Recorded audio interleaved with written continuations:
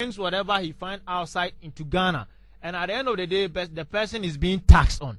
Even let's come to common food substance like rice. I and you could bear for the fact that just about last year, several other tariffs were increased in the importation of rice just to deter others from importing as many rice as they can. And you are telling me that somebody is going to build you a house. The person is going to send items or the materials for the housing project from wherever the person finds it without any tax being paid. What good are you doing to the Ghanaian society? Aside from that, now let's look at the credit agreement, where it is stated that we are going to use $10 billion. Look, from my own research that I did, I realized that the same company in Korea put up a whole city, not buildings, with 13 billion, a difference of 3 billion. Look, we are only talking about households with intersection of roads and other instances like drainage system within the intersection of roads. The STS Korea, the same company, built a whole city complex with 13 billion. So the difference now here is clear. Which year exactly was that? Sorry? It depends also on the year in which it was built. Which year exactly was that? Irrespective of the year, notwithstanding the fact that I do not have the detail of the document here. Okay. But then irrespective of the year, so far as they have been able to do it within their country with an amount of 13 billion, let's assume that it is 5 years. It was 5 years from now. You also don't agree. It also depends on how worth it 13 billion will be in their country. Don't you think it takes? I mean, I'm not an economic expert, but don't you think that could also count? How much is 13 million in Korea relative to Ghana in terms of dollars? Well, I understand that fact, that we could factor that one also inside. But then what I'm trying to stretch now is the money involved. For instance, I presume it is too much, and that notwithstanding, we realize that a single room apartment is being sold at $12,500. So what it means is that I seated over here cannot buy it, because as it stands now, I don't have even 2,000 in my account. You think it's expensive? Of course, ideally, within the stretch of time which you are going to provide, or which you are going to give as an excuse for you to be able to pay the cost involved, it is expensive. You get my point? Okay. Another side, a 3-bedroom apartment would cost 4,300. 43,000. And a 4-bedroom apartment would cost 73,000. Then what it solely means is that the poor people like I, do you get my point? Well, it's not called, would not be able to afford. I'm sure it's not called an affordable housing project, so you could understand. Of course, indeed. That is why I also understand for the fact that they are not calling it an affordable project. Okay. You get my point. Let me get to Bernard. It's actually Benjamin. Ben, quickly. Yeah, the STS Korea deal this whole deal has been back and forth since the last month, July, and a whole lot of brouhaha has been going on radio and several networks about the whole deal. So we should ask a lot of questions before this deal will pass through Parliament and will be implementing. Right? At the moment, I understand the debate is ongoing in Parliament House, and the debate is very massive and then very heated debate, one of course. So there are a lot of questions that we should be asking ourselves as the people of Ghana before this deal must go through. It's a fantastic project that the NDC government is trying to bring on board, and we should ask the question of $10 billion within a span of 5 years. Can Ghana afford this?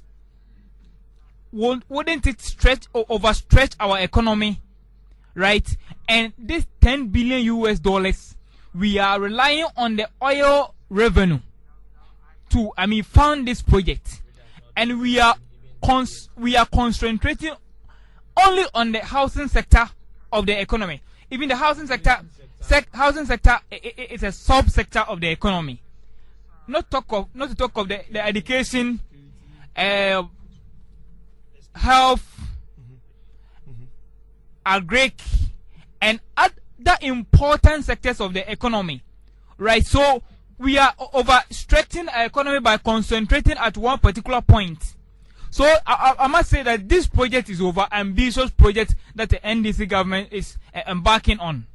So the government got to do something about it. The earlier, the better. So I believe that the Parliament House, the Parliament, that the minority are doing a yeoman's job by asking a lot of questions. One other question that you should be asking is that the NDC government is hiding behind the providing how accommodation for the security service and stating that the minority is not supporting the security personnel. The minority is not helping the cause of the security personnel. Just because the minority are raising questions about the housing project, the 30,000 housing project, which is the initial 30,000 housing unit for the security personnel. And are the security personnel going to be charged, or the houses are being given to them free of charge? This one important question we should be asking ourselves as a people of Ghana. Well, we've not been able to breathe and be cleared on this particular issue. So, if the housing units are going to be given to the security services, that is the police in particular, free of charge, then the government is going to shoulder all this expenditure. And will it be the security service? We are told are going to be earning at least 700 Ghana cedis when the single span salaries. So let's assume that probably maybe we should go into how that's going to affect their performance. Maybe tomorrow, but carry on. Right, probably let's assume that the security services are going to be pay for the housing which are going to be given to them. Are we going to build these houses as a barracks, at the barracks, or are they going to have a private, their private residence? So this 30,000 housing units, the ordinary Ghanaian, we need to know. Actually, we don't know much about the whole issue.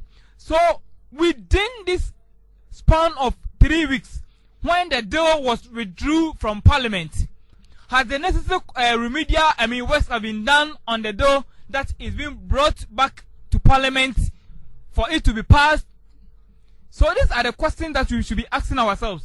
So I must say that the whole bill is being shrouded in some sort of secrecy, and of which much detailed accounts of the whole bill has not been made clear to the people of Ghana. And actually, I suspect that even some of the MPs don't know much detail of the whole bill. So I believe that we should hold on with the bill for a while. I understand the debate is ongoing and they want to push it through, and I believe it will not be in a good interest for the economy of Ghana. Okay. It will stretch our economy within this 3 and 5 years to come. It's coming from Benjamin Amponsame. It's 23 minutes after 8. 1406. Type F first, leave a space, and follow with your message. Anything at all you want to put across. Let's get to Emmanuel, or say to Emma. Yeah. Uncle Asa. Good evening. Good evening. How are you doing? You make me sound like I'm the president. Don't worry. Okay, so let's hear your version. Thank you for letting me have my take on this STS Korea deal. One thing that I want to say is that with all indication coming from the floor of Parliament, it shows me clearly that yes, indeed, the NDC government might be hiding behind something, because it seems they don't want to let the people out there know the real benefit and other things that Ghanaians are going to gain from the STS Korea deal. And one thing that saddens my heart is that when they come out to tell the public that yes, indeed, this STS Korea deal or houses are going to be built for the security services. One question that we have to ask ourselves is that how much does the security service or security personnel in this country, the income that he or she gets as in monthly basis, and